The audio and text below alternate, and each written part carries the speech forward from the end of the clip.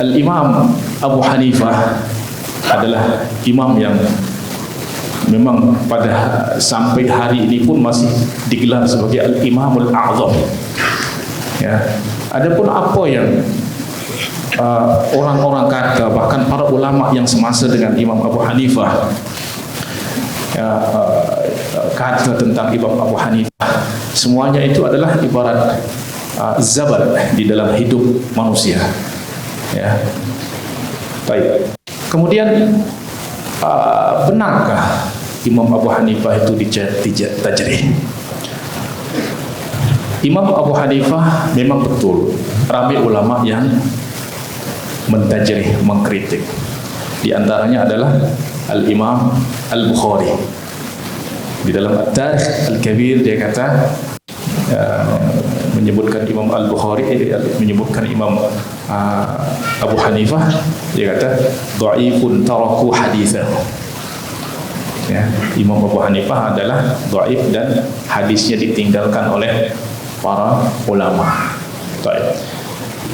Apa yang dikata oleh Imam Al-Bukhari ini, itu para ulama dah bantah semua. Pertama, Imam Al-Bukhari itu mutaassir dengan gurunya Abu Bakar Al-Humaydi, Abdullah bin Zubair Al-Humaydi, dan Ismail bin Ar'arah, dan nukil apa yang dikata oleh para syuyukhnya. Yang kedua adalah kerana ada khilafat di dalam masalah akidah dengan Imam Al-Bukhari. Imam Al-Bukhari misal menyatakan bahwa al-imanu yazidu wa yanqus, iman itu bertambah dan berkurang. Ya, Imam Abu Hanifah kata iman itu adalah yakin. Yakin itu tak boleh berkurang. Kalau dia berkurang, dia tak nama yakin lagi. Dia tidak akan bernama yakin. Ya. Kemudian di dalam masalah yang mungkin sering dituhmahkan kepada Imam Abu Hanifah, yaitu bermadhab Murji'ah. Murji'ah ini maknanya orang-orang yang berbuat dosa besar daripada orang-orang yang beriman, itu urusannya diserahkan kepada Allah Subhanahu wa taala. Ya. Nah, ini diantara pendapat Murji'ah. Kemudian yang kedua adalah bahwa maksiat, apabila orang beriman, maka imannya itu tidak akan dirosak dan tidak akan dibahayakan oleh maksiat. Nah, yang pertama nih, saya rasa semua ulama pun mengatakan bahwa orang-orang yang berbuat dosa besar, ya, itu Allah Subhanahu wa taala insya'a 'adzabahu wa insya'a ghafarahu wa insya'a 'adzabahu. Allah Subhanahu wa taala di dalam Al-Qur'an berfirman, "Innallaha la yaghfiru an yushraka bihi wa yaghfiru ma duna dzalika liman yasha'." Ya, maka di dalam hal ini adalah Murji'ah yang marhumah. Tapi kalau Imam Abu Hanifah menyatakan, jika ada yang menyatakan bahwa Imam Abu Hanifah berpendapat Murji'ah dengan pendapat yang kedua, yaitu la yadurru ma'al imani ma'siyah, bahwa dosa-dosa itu tidak akan membahayakan iman, maka hasyahu, ini tentu tidak mungkin Imam Abu Hanifah berpendapat demikian. Bahkan di dalam qaulnya yang dinukil oleh ashabnya, bahwa Al-Imam Abu Hanifah yaqul, dia menyatakan bahwa la yasihhu as-salat khalfal murji'ati wal jahmiyah. Ya, solat tidak sah di belakang orang Murji'ah dan Jahmiyah. Ya. Nah, kemudian juga di antara mungkin sebab Imam Bukhari menyatakan taraku haditsahu adalah kerana Imam Bukhari memang banyak tidak sependapat dengan manhaj Imam Abu Hanifah di dalam ta'amul dengan hadis-hadis. Sehingga banyak Imam Abu Hanifah banyak ditohmah dengan menolak, ya, hadis-hadis sahih, ya, atau menentang hadis-hadis sahih yang diriwayatkan daripada Rasulullah sallallahu alaihi wasallam. Dan tentu ini pun telah dijawab oleh Al-Imam Ibn Abdul Barr Al-Maliki, yang mengatakan bahwa di antara manhaj di antara manhaj Imam Abu Hanifah adalah annahu ya'ridu al-ahadits ala majtama'a alaihi min al-ahadits wa ma'ani al-Quran, bahwa apabila ada suatu riwayat hadis yang sampai kepada Imam Abu Hanifah, maka dia akan bentangkan, dia akan adakan muqaran, ya, dengan hadis-hadis yang Imam Abu Hanifah hafaz, kemudian dengan makna-makna Al-Quran.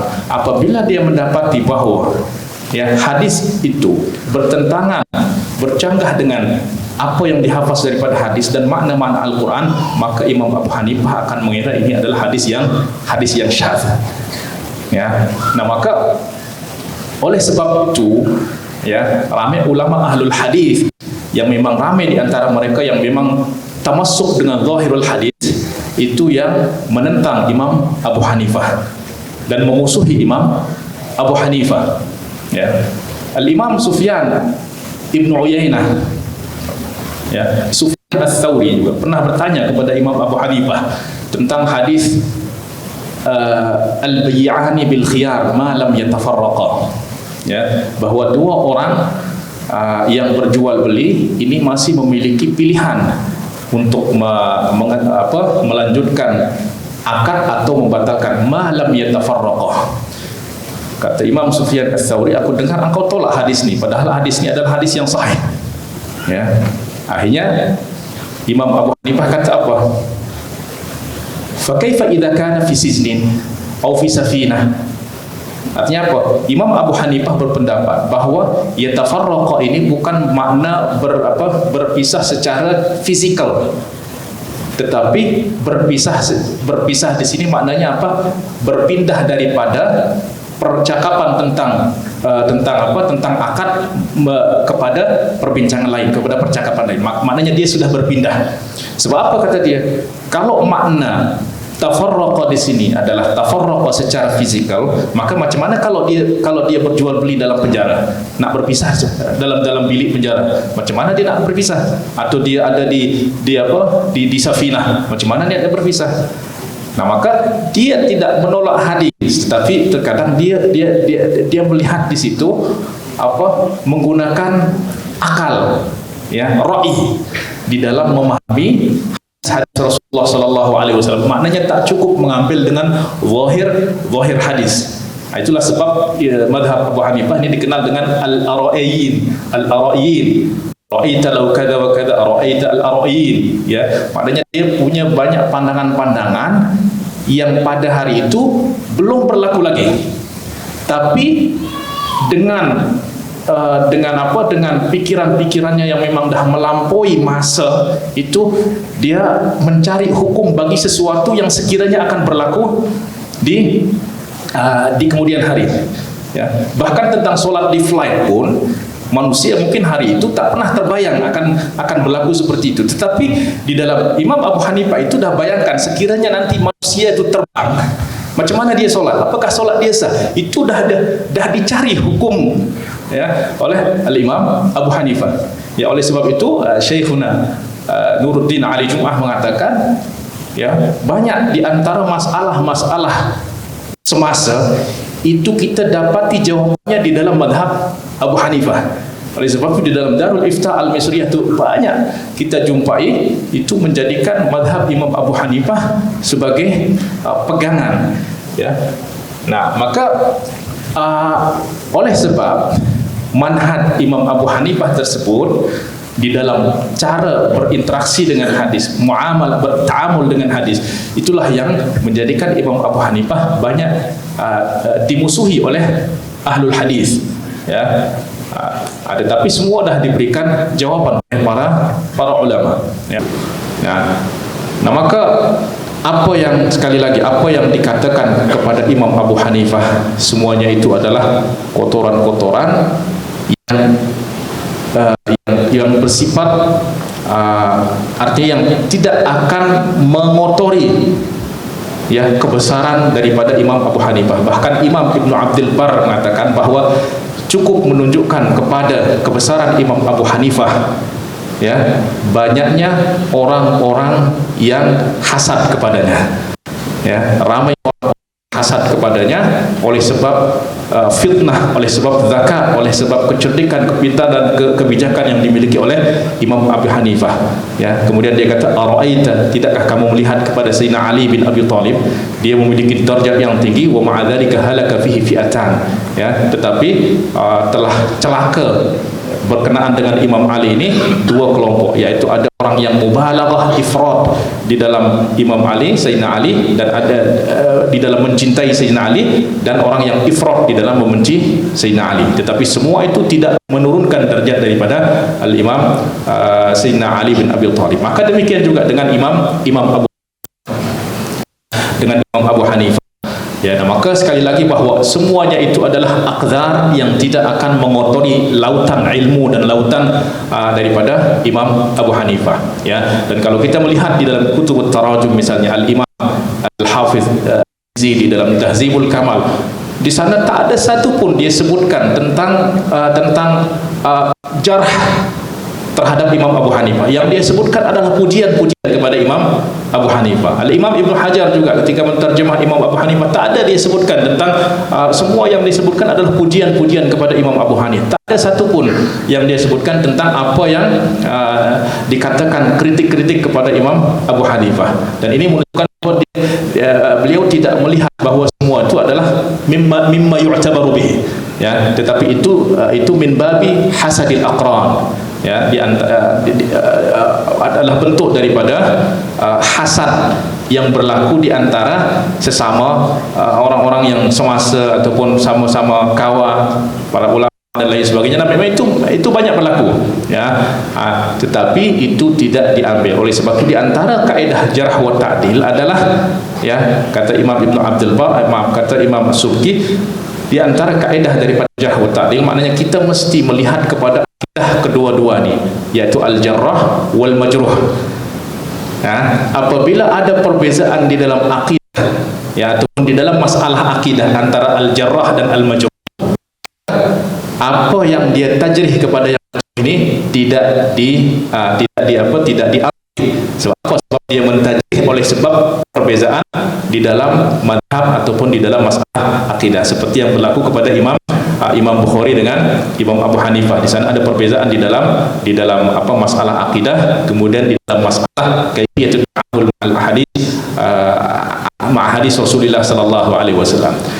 Ya, kemudian yang last mungkin di antara yang mungkin mesti kita pahami tentang bagaimana Al-Imam Abu Hanifah itu bertaamul dengan hadis-hadis Rasulullah sallallahu alaihi wasallam, yang oleh sebab itu ramai para ulama yang menyatakan bahawa Imam Abu Hanifah ataupun ramai orang yang menyatakan Imam Abu Hanifah ini tidak menerima hadis-hadis sahih. Ya. Imam Sufyan Ibn Uyainah juga pernah datang kepada Imam Abu Hanifah dan menyatakan, bertanya, kenapa engkau tidak amalkan, maknanya apa? Tidak mengangkat tangan semasa rukuk dan i'tidal, padahal ada hadis daripada Rasulullah sallallahu alaihi wasallam yang diriwayatkan daripada Az-Zuhri, daripada Salim, daripada Ibn Umar. Ini adalah silsilah zahabiyah ini, ya, termasuk daripada silsilah zahabiyah, yaitu riwayat Zuhri, Salim, Ibn Umar an Ibn Umar, yang menyatakan bahawa Rasulullah sallallahu alaihi wasallam mengangkat tangan semasa rukuk dan i'tidal. Kata Imam Abu Hanifah, haddatsana Hammad an Ibrahim an Alqamah an Abdullah bin Mas'ud anna Nabi sallallahu alaihi wasallam la yarfa'u illa 'inda al-iftitah, tidak mengangkat tangan semasa ketika takbiratul ihram, wala ya'ud ila dzalika, kemudian Rasulullah tidak kembali mengangkat di dalam semua solat, hanya dalam iftitah salat saja. Akhirnya Sufyan bin Uyainah kata, uhaddithuka 'ani Az-Zuhri 'an Salim bin Umar fataqulu haddatsana Hammad an Ibrahim an Alqamah. Aku sebutkan riwayat daripada Zuhri, daripada Salim, daripada Ibn Umar, kamu kata haddatsana Hammad an Ibrahim an Alqamah an Abdullah bin Mas'ud. Akhirnya Imam Abu Hanifah kata apa? Hammad afqah min Az-Zuhri. Hammad itu lebih faqih daripada Az-Zuhri. Kemudian Ibrahim lebih faqih daripada Salim. Alqamah tidak lebih kurang daripada Sayyidina Abdullah bin Umar, wa in kana Ibn Umar lahu suhbah. Walaupun Sayyidina Abdullah bin Umar punya suhbah, tapi Alqamah tidak kurang daripada kefahaman ataupun kefaqihan Sayyidina Abdullah bin Umar. Dan para ulama sudah kata bahawa hadisun tadawaluhul fuqaha khairun min hadithin tadawalahu asyuyukh. Hadis yang diriwayatkan oleh fuqaha yang muhaddis dan faqih lebih afdal, lebih tinggi darjatnya, yang seperti tadi kita dah dengar daripada Maulana, daripada hadis yang hanya diriwayatkan oleh syuyukh, ya.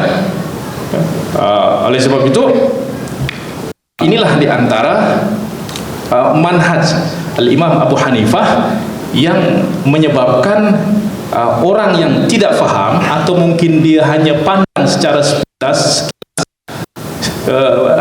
sehingga terkesan bahwa Imam Abu Hanifah itu menolak hadis-hadis sahih daripada Rasulullah sallallahu alaihi wasallam. Tetapi sebenarnya ini kembali kepada manhaj, ya, dan manhaj yang diterapkan oleh Imam Abu Hanifah ini adalah juga ramai ulama hadis yang menerapkan seperti itu, ya. Seperti contoh yang terakhir tadi, para ulama ada sepakat bahwa hadisun tadawalahu al-fuqaha min haditsin tadawalahu asy-syuyukh, ya.